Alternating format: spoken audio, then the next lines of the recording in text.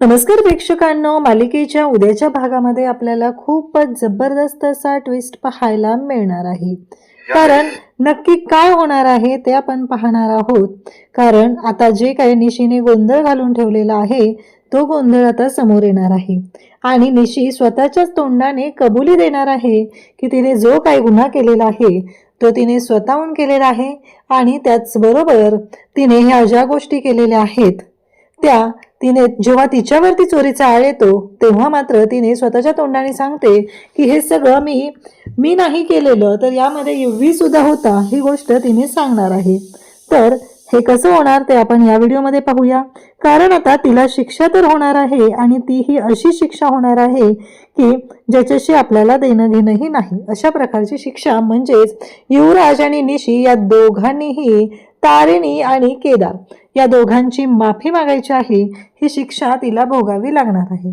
तर आता तारिणीने काय प्लॅन केला, नक्की काय झालं त्याचं ते आपण या व्हिडिओमध्ये पाहूया. तर इकडे आपल्याला पाहायला मिळतं ते म्हणजेच की आता तारिणीच्या रूममध्ये सगळीकडे शोधाशोध सुरू झालेली असते. तारिणीच्या रूममध्ये सगळेजण शोधत असतात कुठे गेला तो हार, नक्की काय झालेला आहे, म्हणून सगळेजण शोध घेऊ लागलेले असतात. परंतु तारिणी आणि युवराज दोघंही तिथे उभे असतात. ते म्हणत असतात की नाही या ठिकाणी बघा, नाही इथे असेल, असं त्यांचं चालू झालेलं असतं. परंतु हार काही कुठे सापडत नसतो, कारण सगळेजण शोधत असतात. इकडे दयानंद आणि त्याचबरोबर तारिणीचे बाबा दोघंही बाहेर उभे असतात. दयानंद काका म्हणतात की हे काय झाले सगळं, खरंच मी तुमची माफी मागतो, म्हणजे तारिणीवरती हे आरोप आमच्या घरात केले गेलेले आहेत.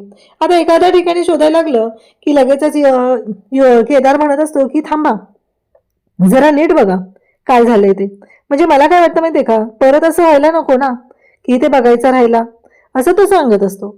सगळेजण शोधाशोध करत असतात. आजी त्याचबरोबर सगळेजण तिथं असतात. मग तारिणीचे बाबा म्हणू लागतात की म्हणजे माफ करा हा, पण मला एक गोष्ट तुम्हाला विचारायची आहे. तुमच्या घरात बहुतेक मला असं वाटतंय की केदार आणि तारिणीला ॲक्सेप्ट केलेलं नाहीये.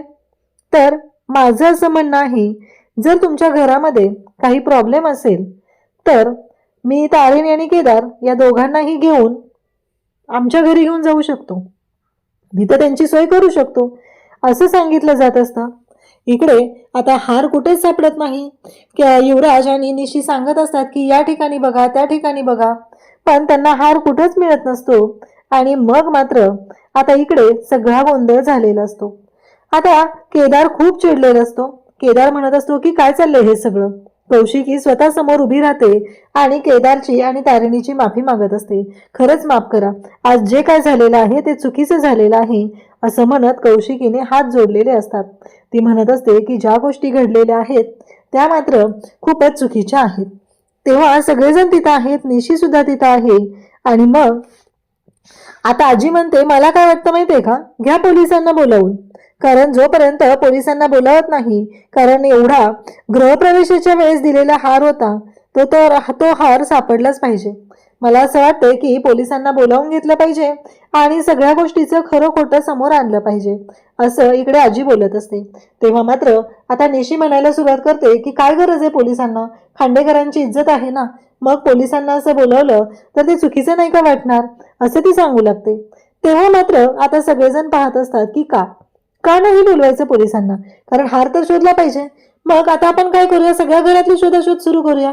तर चला मग आता युवराज आणि निशी तुमच्या रूम मध्ये आपण शोध घेऊया, कारण तारिणी आणि केदार या दोघांची रूम तर शोधून चाललेली आहे.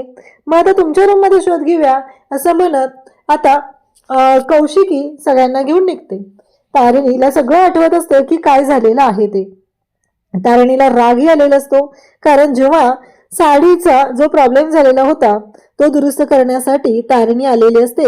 आणि तेव्हा मात्र तारिणी तिथं आलेली असते तेव्हा रूम मध्ये तिला दिसतात ते म्हणजे इकडे युवराज आणि निशी आलेले. ती विचार करू लागते की हे काय आहे, म्हणजे हे दोघं इथं काय करतात आणि हे कशासाठी आलेले आहेत. मग तिच्या लक्षात येतं, कारण ती एकतर असतानाच पोलीस आहे, त्यामुळं असं काही घडलं तर तिच्या पटकन लक्षात येत असतं. आणि आज मात्र त्याच गोष्टी घडत असतात. युवराज आणि निशी दोघंही तिथेच रूम मध्ये थांबतात. तारिणी मात्र हुशारीने दरवाजा बंद करते, कारण त्या दोघांनी जे काही कांड करायचं ठरवलेलं असतं ते मात्र त्यांच्या चांगलं येणार असतं.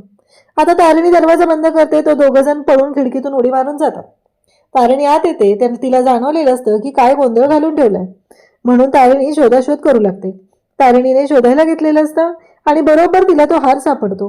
तारिणी म्हणते की आता मी शांत राहणार नाही, कारण काहीही झालं तरीही तो हार म्हणजे निशीला, हे सगळं निशीने आणि युवराजने मला घराच्या बाहेर काढण्यासाठी केलंय. पण मी आता शांत राहणार नाही, कारण आता हा हार जो आहे ज्याने केलाय त्याच्यावरच उलटवायचा आहे हा डाव. आणि मग त्या युवराज आणि निशीच्या रूममध्ये शोधाशोध केल्यानंतर कपाटामध्ये इकडे कौशिकीला तो हार सापडतो. जेव्हा कौशिकीला तो हार सापडतो तेव्हा मात्र कौशिकी म्हणते, निशिता हे काय आहे? कुठून आला तुझ्या कपाटात हार? कसं काय आला? आजीला तर खूप राग आलेला असतो. तेव्हा तारिणी मात्र बोलायला सुरुवात करते की कौशिकी मॅडम, काय झालं माहितीये का? अहो तो हार तिने चोरला वगैरे नाही हो. तो हार जो आहे ना, तो तिने अलगद असं तिच्या कपाटात ठेवून दिलेला आहे. बाकी काहीच नाही झालेलं, कारण तिने कशाला चोरी करेल ना, असं ती सांगू लागते. आणि त्याच वेळी सगळेजण तिथे असतात, सगळेजण पाहत असतात. म्हणजेच या सगळ्या मागे निशीचा हात आहे ही गोष्ट सुद्धा लक्षात आलेली असते. आणि आता मात्र आजी म्हणते की बास झालं, इतक्या वेळ खूप दंगा केलास ना ग, एवढ्या वेळ सगळं तुझंच ऐकून घेतलं जात होतं, आता कळेल तुला काय होऊ शकतं ते. आणि आजीने निशीचा हात धरलेला असतो आणि तिला खेचतच घराच्या बाहेर घेऊन चाललेली असते, कारण तारिणीवरती तू आरोप सगळ्यांच्या समोर केले होते, तर आता तुझ्या बाबतीतलं हे सत्य सुद्धा सगळ्यांच्या समोरच येणार आहे. असं म्हणत आजीने तिचा हात पकडला आणि तिला फरफटतच बाहेर आणलेलं असतं. सगळ्यांच्या समोर सांगितलेलं असतं की हार निशीनेच घेतला होता. आता निशीच्या रूममध्ये हार कसा सापडला ही मोठी गोष्ट असते आणि निशीने त्या हाराचं काय केलेलं आहे हा प्रश्न उभा राहिलेला असतो. आणि तेव्हा मात्र इकडे पाहायला मिळतं ते म्हणजे कशामुळे ह्या सगळ्या गोष्टी घडलेल्या आहेत हे लक्षात येत असतं. आता मात्र सगळेजण पाहत असतात का, आणि हे निशीच्या रूममध्ये का सापडलेलं आहे, आता निशीने हे सगळं का केलेलं आहे हा प्रश्न सुद्धा उभा राहिलेला असतो.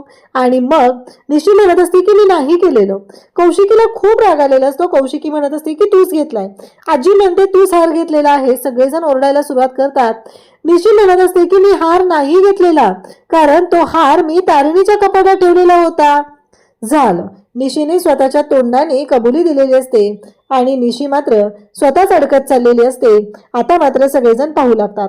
मग मात्र निशीचे बाबा म्हणतात की ह्या सगळ्या गोष्टी ज्या घडत आहेत त्या चुकीच्या पद्धतीने घडत आहेत. आणि मग मात्र इकडे हे सगळं सुरू झालेलं असतं. आणि त्याचबरोबर आजी म्हणत असते की एवढं म्हणजे तू तारिणीवरती आरोप करण्यासाठी एवढ्या गोष्टी केलेल्या आहेत, आता माझ्या लक्षात आलेलं आहे की तू कोणत्या थराला पोहोचू शकतेस, असं म्हणत आजी भयानक अशी चिडलेली असते. आणि आजी म्हणत असते की आता नाही शांत राहायचं, आता हिला पोलिसांच्या ताब्यातच द्या, कारण इतक्या वेळ हिने एवढा गोंधळ घातलेला आहे, एवढ्या सगळ्या गोष्टी केलेल्या आहेत, त्याची शिक्षा तर तिला भोगावी लागणारच आहे. आणि त्याचबरोबर आता कौशिकी मात्र चिडलेली असते. कौशिकी म्हणत असते की बाद झालं, आणि केदार या सगळ्यामध्ये तू सामील होतास का रे?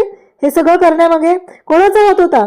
असं सॉरी युवराज, तू या सगळ्यामध्ये सामील होता का? कोणाचा हात होता असं विचारू लागते. आणि त्याचबरोबर हे सगळं जेव्हा घडत असतं तेव्हा मात्र आता निशी रडायला लागते. निशी म्हणते की मला माफ करा, हे सगळं मी एकटीने नाही केलेलं. युवी बोलणार आहे तू पण यामध्ये सामील होतास, तू पण केलेला आहे, हा प्लॅन तुझाच होता तारिणीला घराबाहेर काढण्यासाठी. आता मात्र कौशिकी म्हणते की बाद झालं, तारिणीचा राग मलाही येतो, पण मी कधी असा विचार केलेला नाही तारिणीला घराबाहेर काढण्यासाठी. आणि तूच काय, कोणीच तिला या घराच्या बाहेर काढू शकत नाही, कारण हे घर तिच्या नवऱ्याचं सुद्धा आहे, तो माझा भाऊ आहे आणि त्याचा सुद्धा या घरावरती तेवढाच हक्क आहे, कौशिकीने स्पष्टपणे सांगितलेलं आहे. आणि आता मात्र या सगळ्यांची तोंड पाहण्यासारखी झालेली असतात, कारण कळायचं बंद झालेलं असतं. आणि कौशिकी म्हणते की बाद झालं, आतापर्यंत ज्या गोष्टी घडलेल्या असतात, युवराजचं तर असं थोबाड फोडलेलं असतं की एवढे दयानंद काका चिडलेले असतात की बाद झालं, आतापर्यंत या थराला पोहोचाल असं वाटलं नव्हतं. आणि असं म्हणत आता दयानंद काकांनी युवराजच्या खांदीची कानाखाली लगावलेली असते आणि सांगितलेलं असतं की बाद झालं, खूप झालेलं आहे. आणि मग कौशिकी म्हणते की तुम्हाला दोघांना, तारिणी आणि केदार या दोघांची माफी मागावीच लागणार आहे, असं म्हणत आता इकडे कौशिकीने सांगितलेलं आहे आणि माफी मागायला सांगितलेली आहे. ज्या गोष्टी घडत असतात त्या एवढ्या विचित्र असतात. कौशिकी चिडलेली असते, दयानंद काका चिडलेले असतात. केदार आणि तारिणीच्या पायावर डोकं ठेवून निशी आणि त्याचबरोबर युवराजने माफी मागायची आहे असं सगळ्यांच्या समोर सांगितलं जातं. आणि आता मात्र एवढं मोठं कांड झालेलं असतं आणि इकडे युवराजला आतापर्यंत किती वेळा माफ केलेला आहे, तरीही युवराज आणि निशी असेच वागत आहेत ही गोष्ट समोर आलेली आहे. अशाच अपडेटसाठी चॅनलशी कनेक्ट राहा. थँक्यू.